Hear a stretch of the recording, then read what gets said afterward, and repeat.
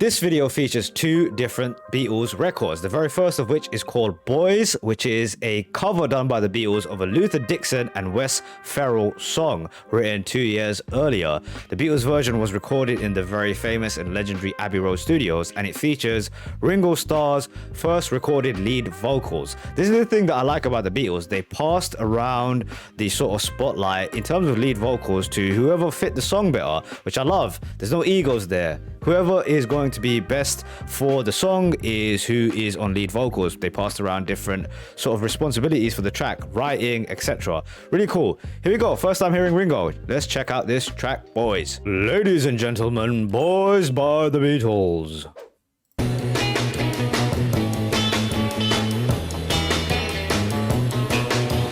I've been told when a boy kisses a girl, Oh, take wow. a trip around the world. Hey, hey, He's got a great voice. hey, hey, hey, hey, yes, you say you do. I did not expect that from his voice. I didn't know really what to expect from Ringo's. I didn't know he sang on Beatles records. He's got like a kind of classic style voice to me. At least he sounds like that to me. He's got a great tone to the voice. I like it. It's like a throwback. Yes, you say you do. My girl says when I kiss her lips, get the thrill through her fingertips. Say, hey, hey, hey, hey, hey, yes, you say you do.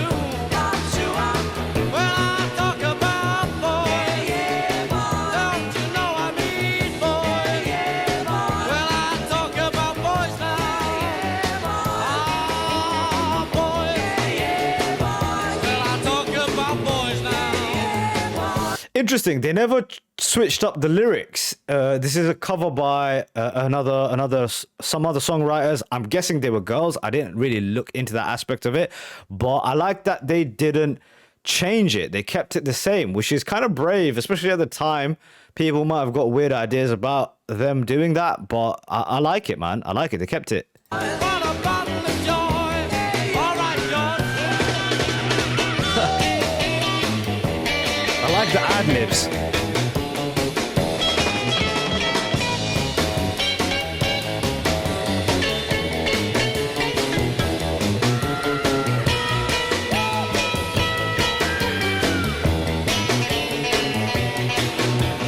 My girl I speak often about the quality of the recording, which is brilliant. Obviously, a shout out to George Martin was his name, the producer. But it's interesting because over here I can see the channels, the different audio channels, and I kind of keep an eye on it, right?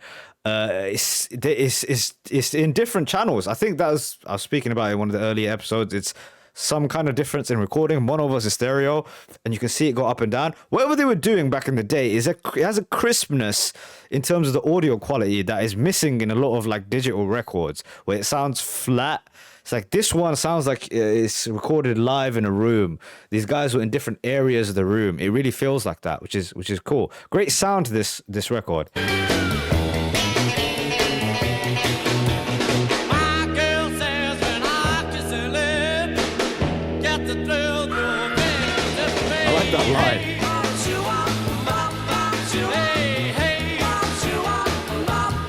Hey, hey, hey, yes, you say you do. Well, I talk about boys, don't you know I mean boys? Well, I talk about boys now. Well, I talk about boys now. What a bottle of joy. Whoa, yeah. This one's got a lot of energy, man. I like this. Don't you know I mean boys?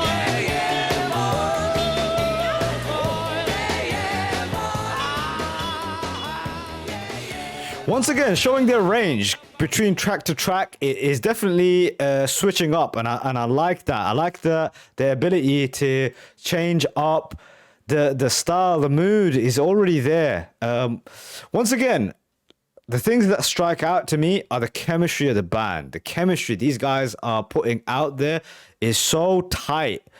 Again, from the years working together as live musicians, really made them into this tight knit group. Look, it's a cover of the track. One thing that I think about when I listen to these records is the idea of like being teleported into a different time, where this is what people were dancing to.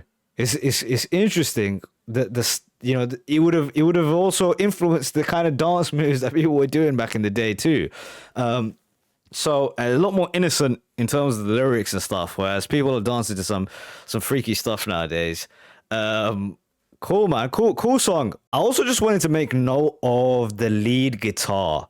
It's been George Harrison through this whole thing, right?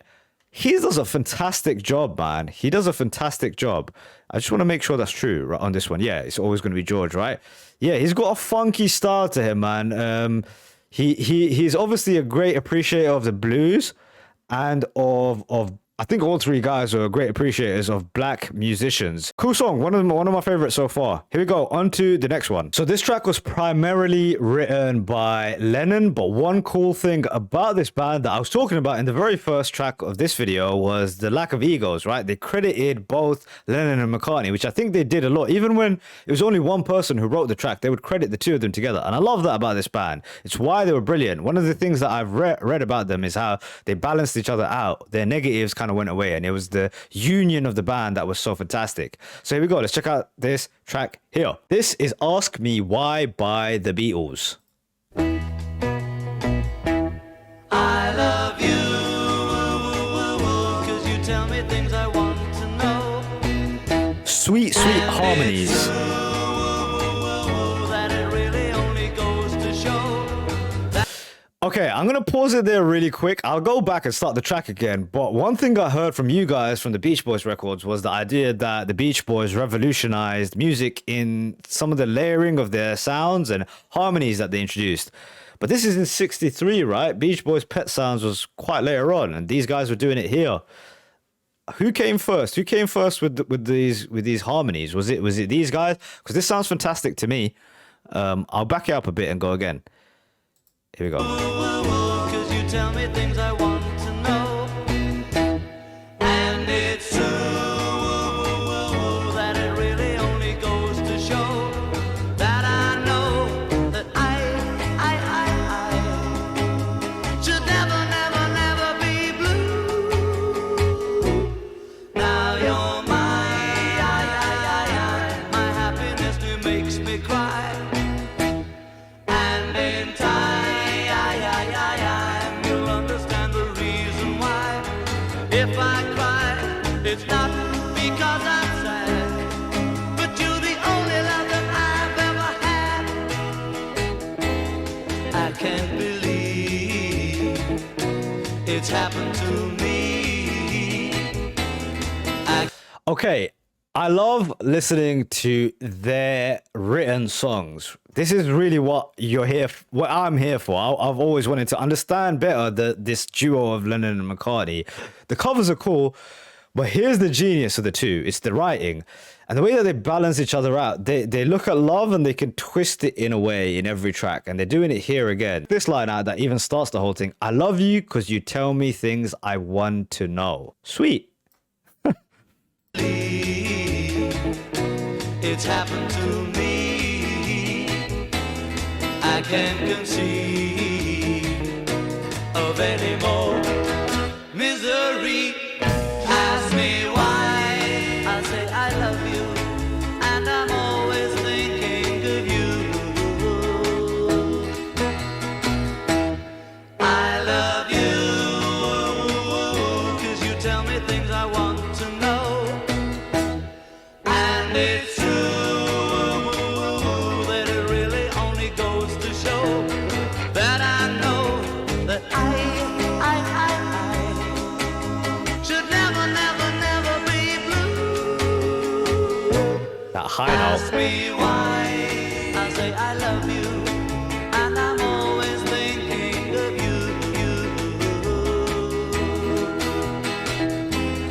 I can't believe. So I totally understand why now the Beatles had such an impact, especially on girls at the time. Their fan base was, I feel like, a lot of mainly girls, right? Especially from the live performances.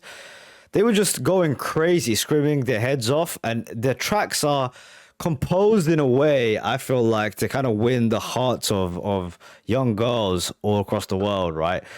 And that is kind of why I don't love the early stuff of the Beatles. I like the more revolutionary stuff, the more different stuff, esoteric. And I'll say the same thing about this track.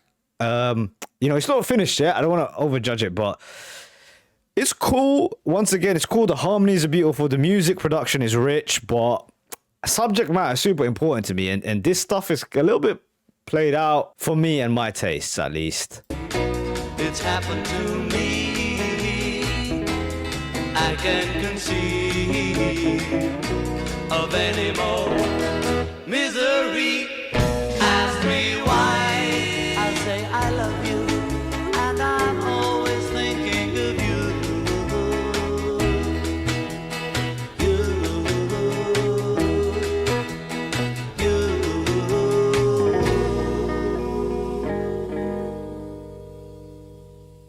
Yeah, again, okay, cool song.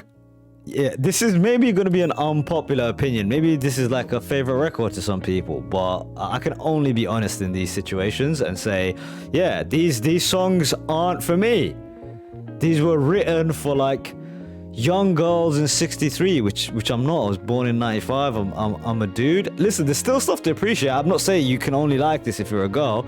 It's the music of the time, but I like their richer stuff, their gray area stuff. Talking about a guy who blew his brains out at the lights when the lights hadn't turned. He didn't realize the lights had turned green at the bloody traffic lights.